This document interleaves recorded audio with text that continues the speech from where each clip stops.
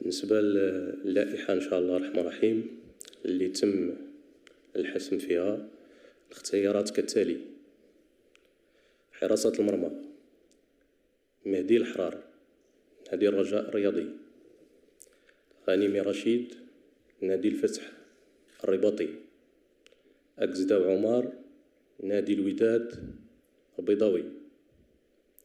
بالنسبة للدفاع مفيد محمد الوداد، بولسكوت محمد نادي الرجاء، مشخشخ مهدي نادي الرجاء، الوادني مروان الجيش الملكي، عراسي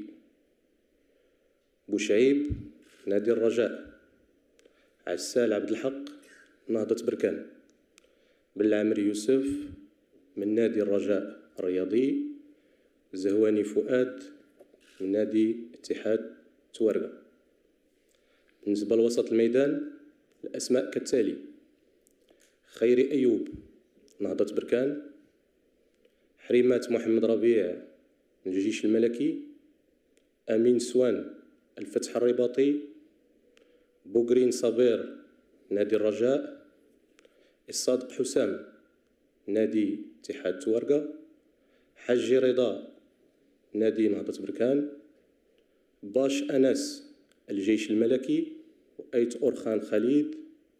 الجيش الملكي. بالنسبة لخط الهجوم كالتالي: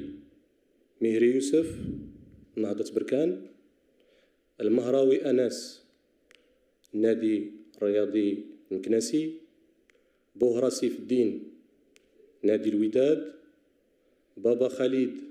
الدفاع الحسني الجديدي، رياح عماد من نهضة بركان، صلاح الدين الراحولي أولمبيك أسفي، مولوعة أيوب الفتح الرباطي، الكعبي يونس نادي نهضة بركان، والمليوي أسامة